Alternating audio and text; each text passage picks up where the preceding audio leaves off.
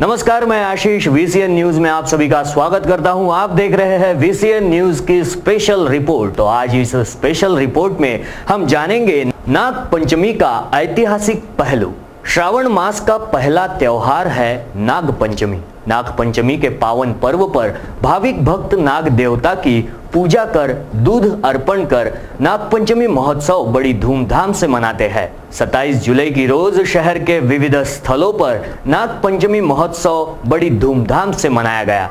तो चलिए कराते हैं आपको नाग पंचमी महोत्सव का नजारा और नीलेश ठाकरे की कलम से हम बताएंगे आपको नाग पंचमी के कुछ ऐतिहासिक पहलू। सांप का नाम सुनकर ही हमारा शरीर थर्रा जाता है।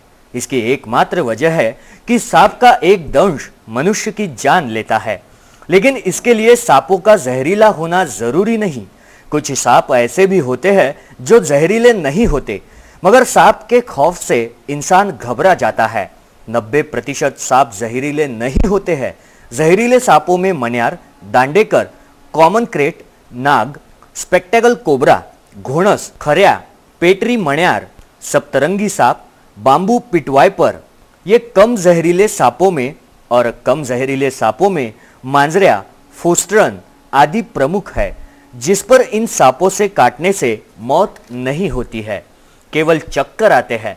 बिना जहरीले सांपों में अजगर, धामन, डुरक्या, घोणस, पाणादिवट, नानोटी, गौत्या, पटेरी आदि सांपों का समावेश है। यह सांप राज्य भर में अनेक स्थानों पर पाए जाते हैं। ग्रीष्मकालीन मौसम में बिल में रहने वाले सांप बारिश के मौसम में बाहर निकलते हैं। ये मौसम ही इन्हीं का होता है।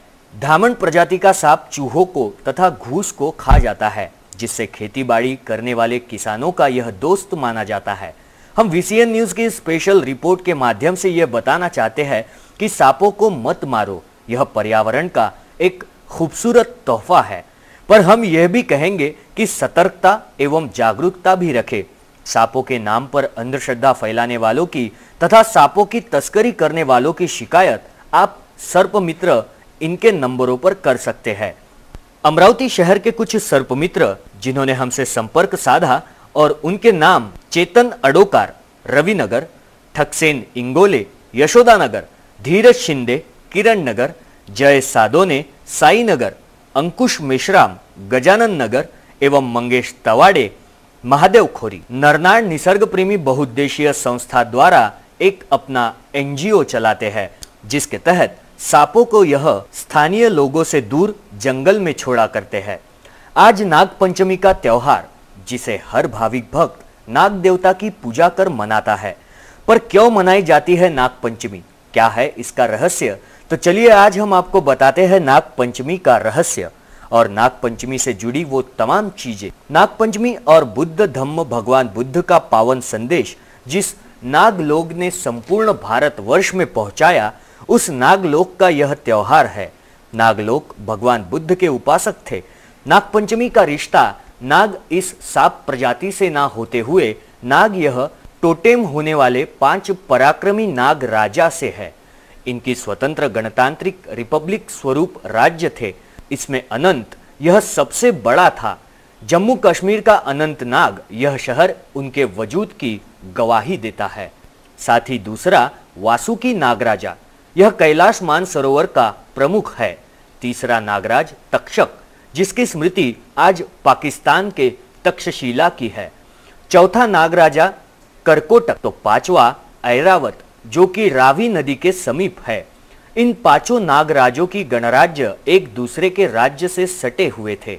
उस क्षेत्र के नागरिकों ने इन 5 पराक्रमी राजाओं की स्मृति को उजाला देने के लिए हर साल जो उत्सव मनाया जाता था, वह उत्सव नाग पंचमी के नाम से जाना जाने लगा, जिसका पालन देश के विविध समुदाय के नागरिकों ने किया है।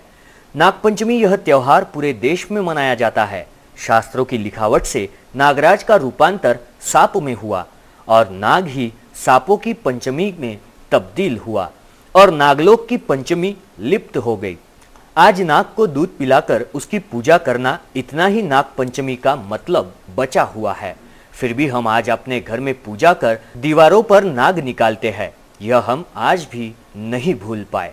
ये 5 नाग, नागराज, ये तो था इतिहास का पन्ना। तो 27 जुलाई की रोज नागपंचमी के पावन पर्व पर अमरावती शहर में विविध नाग देवताओं के मंदिरों में नागपंचमी का उत्सव मनाया गया, जिसमें श्रावण शुक्ल पंचमी के शुभ अवसर पर मिनी बाईपास रोड स्थित गोंड बाबा देवस्थान में धार्मिक कार्यक्रमों के साथ नागपंचमी का महोत्सव मनाया गया और साथ ही भद्रुशेष नाग महाराज नवी अमरावती रेलवे स्टेशन अकोली, यहाँ पर श्रीराम कॉलोनी स्थित भी नागपंचमी का उत्सव बड़े उत्साहपूर्ण वातावरण में मनाया गया। तो नागपंचमी के इस पावन अवसर पर अमरावती शहर के कुछ सर्पमित्रों ने VCN न्यूज के स्टूडियो को अधिक जानकारी देने हेतु अपनी भेंट दी है।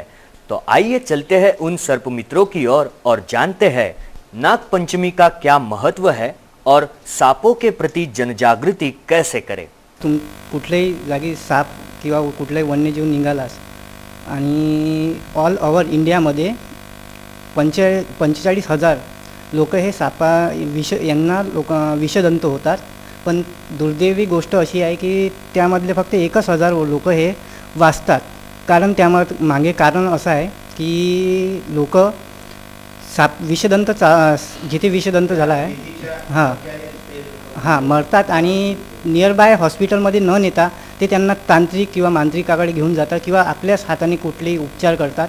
त्यामुळे त्यांची जे आहे सर्पदंशामुळे लोक मृत्युमुखी पडतात। फर्स्ट एड आपण असं करू शकतो की जर आपल्याला कुठला साप चावला तर आपण तिथली जागा आहे ते पाण्याने किंवा ओल्या कपड्याने धुवून टाकावी। नंतर तिथे चिरे न मारता एक लंबी काडी घ्यावी व तिथे बांधावी आणि नियर बाय तुमच्या म्हणजे जिथे अँटी वेनम आपल्या हॉस्पिटलमध्ये सरकारी गव्हर्नमेंट हॉस्पिटलमध्ये उपलब्ध आहे तिथे तुम्ही पेशंटला पाठवू शकता, त्यामुळे त्यांचा प्राण लवकर वाचू शकतो। तर हा पूर्ण मनुष्याचाच मित्र आहे आणि सापांपासून शेतकऱ्यालाच नाही तर सर्व मानवजातीला फायदा आहे। पण शेतकऱ्यांना विशेषतः म्हणजे असा एक फायदा आहे की शेतकऱ्याचं जे अन्न आहे जे नासधूस करणारे आहे, जेवढे कीटक नासधूस करतात त्याच्यापेक्षा सर्वात जास्त नासधूस ते उंदीर असतात। उंदीर हा त्याच्या सर्वात जास्त पिकाची नुकसानी करतो। तो उंदराला मारणारा कुठला औषध नाही आहे किंवा त्याला कुणी मारू शकत नाही। पण सापाच एक असा प्राणी आहे की साप हा त्याच्या बिळामध्ये जाऊन त्याला पकडून खाऊन टाकतो।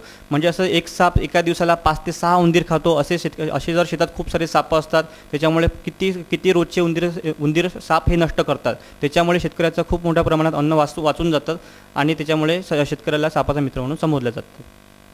हे बघा, आता कसं आहे, आपण ज्या युगामध्ये राहतोय ते आहे अत्याधुनिक युग आहे। तर त्यामुळे कसं आहे, इथे जे काही आपण ज्याच्यावरती विश्वास करतो त्या सगळ्या जे आहे मेडिसिनल युगामध्ये आहे, त्यामुळे सगळ्या काही मेडिसिनवर आपण त्याच्यावरती विश्वास ठेवतो।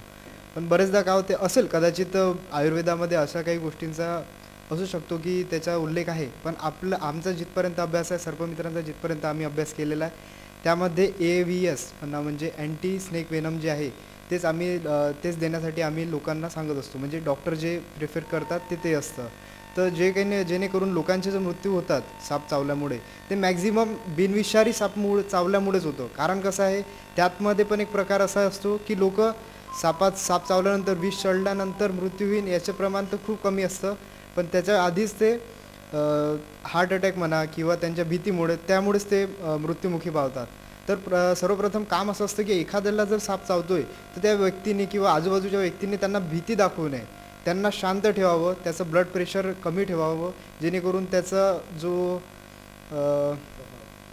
ज्या विषाचा जो प्रभाव आहे, जर विषारी साप चावला असेल तो प्रभाव हार्टबीट जर समजा त्याच्या वेगाने होत असेल तर त्याचा प्रभाव पण तसाच वेगाने होत असतो। म्हणून त्या व्यक्तीला शांत ठेवणे आणि त्याला कमी कंट्रोलमध्ये ठेवणे हे महत्त्वाचं असते।